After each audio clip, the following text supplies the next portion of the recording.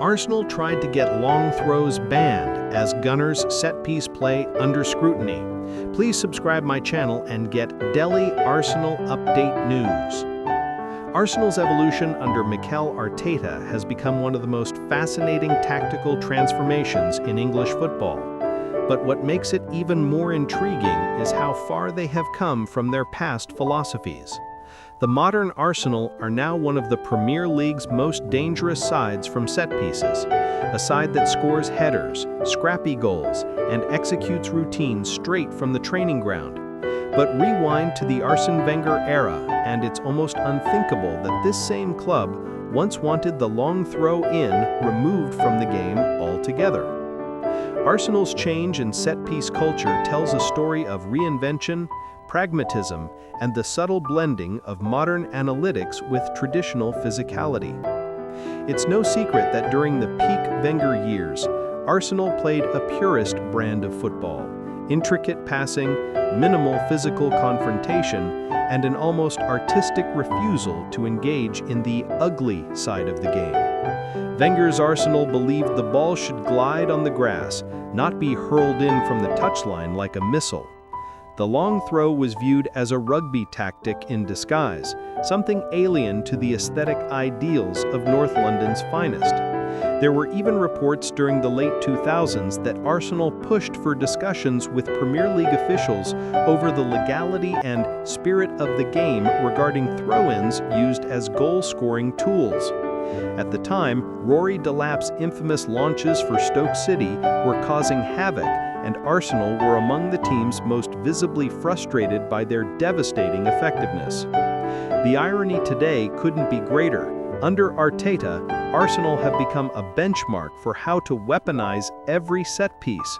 Corners, throw-ins, free kicks, all are now seen as opportunities to manipulate opponents with precision and planning. The Gunners are not only efficient, but among the most structured teams in these situations, thanks in large part to the influence of set-piece coach Nicolas Jover. Once employed by Manchester City, Jover's appointment in 2021 transformed Arsenal's threat from dead ball situations almost overnight. His routines are drilled endlessly on the training pitches of London Colney, turning even the most mundane corner into a calculated assault on the opposition's defensive line. Arsenal's rise in this department reflects a seismic cultural shift. During the years when Wenger's side would dominate possession but struggled to score from corners, Arsenal fans often groaned when they earned one. It became almost predictable: a short corner, a half-hearted cross, or a recycled passage of play that fizzled out. Fast forward to now, and those same fans lean forward with anticipation every time the flag is placed in the corner quadrant. The team's new mentality is clear: every dead ball is a weapon. What makes this transformation even more fascinating is that Arsenal haven't compromised on their identity. They've evolved it. Arteta, who played under Wenger, absorbed the values of beautiful football, but has modernized them with the sharp edge of realism. The Spaniard understands that dominance in the modern Premier League isn't only about style, it's about detail, repetition, and the exploitation of margins. In that context, set pieces have become Arsenal's secret power. Players who weren't considered aerial threats now thrive in these moments. Gabriel Magalhães, for instance, has emerged as one of the league's most dangerous center-backs in attacking situations. Ben White's intelligent movement, Declan Rice's timing, and Kai Havertz's positioning have all contributed to a structure where Arsenal frequently overwhelm opponents in the box. Every delivery from Bukayo Saka or Martin Odegaard seems to have a premeditated purpose. The ball doesn't just get swung in, it's placed exactly where a teammate is expected to attack.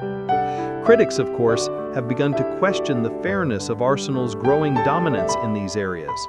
Some have even revisited the irony that a club once opposed to the long throw-in now utilizes its own routines to gain marginal advantages. But this isn't hypocrisy, it's evolution. Football at its core rewards adaptability, and Arsenal's current set-piece philosophy embodies just that.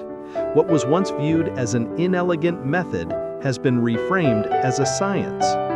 The change in Arsenal's mentality is also psychological. During Wenger's era, opponents knew they could unsettle Arsenal by making the game physical. A barrage of long throws, corners, and crosses often left the Gunners unsettled.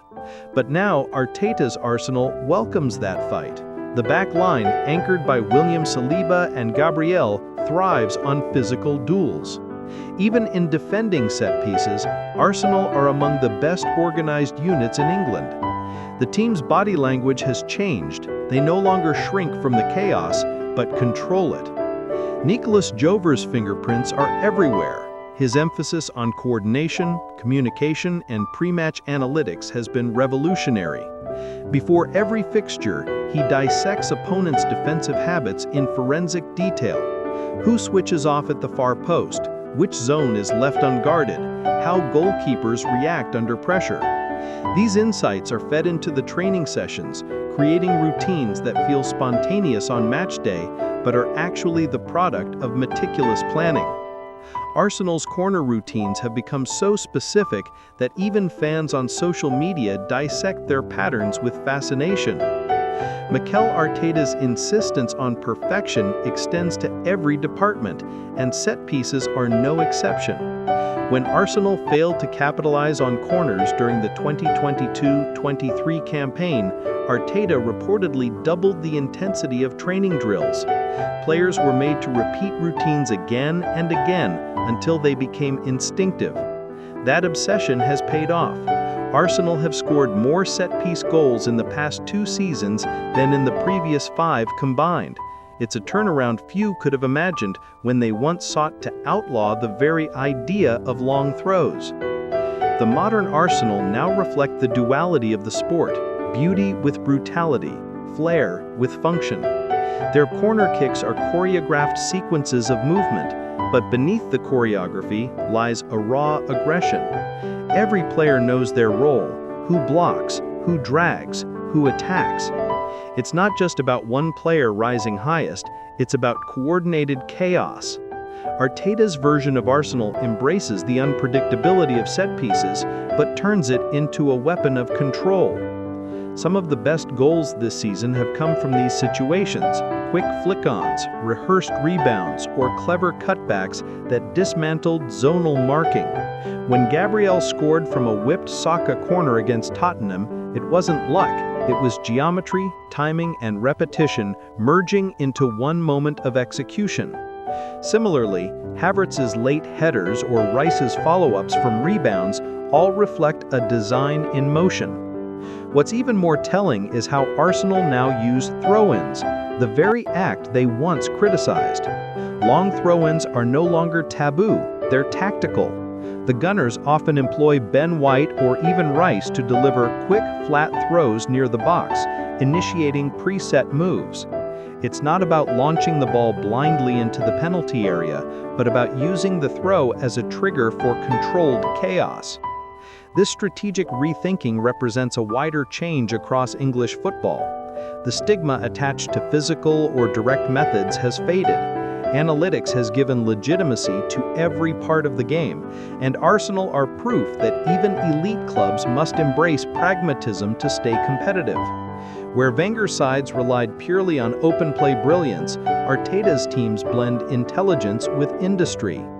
Every goal, whether a flowing team move or a scrambled header from a corner, carries equal weight. Arsenal's transformation also highlights the importance of adaptability and leadership. Arteta has taken the DNA of Wenger's footballing ideals and evolved it into something tougher, more modern, and more balanced. He's built a team that respects its heritage but is unafraid to break from tradition.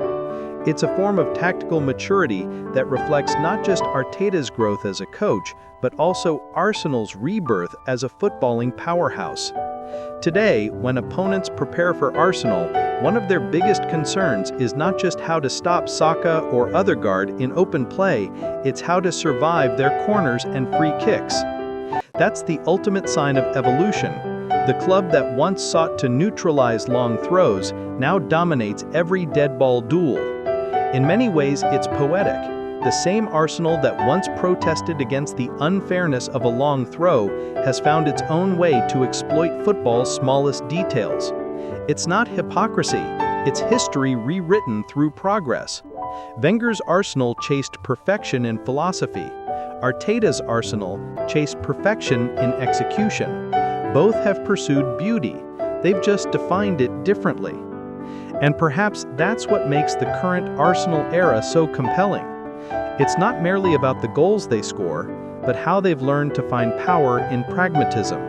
The Gunners of today understand that football isn't about what's pretty, it's about what's effective. Arteta's men can still weave mesmerizing passing sequences, but they can also score from the chaos of a corner. It's this duality, this balance between aesthetics and aggression, that makes Arsenal's evolution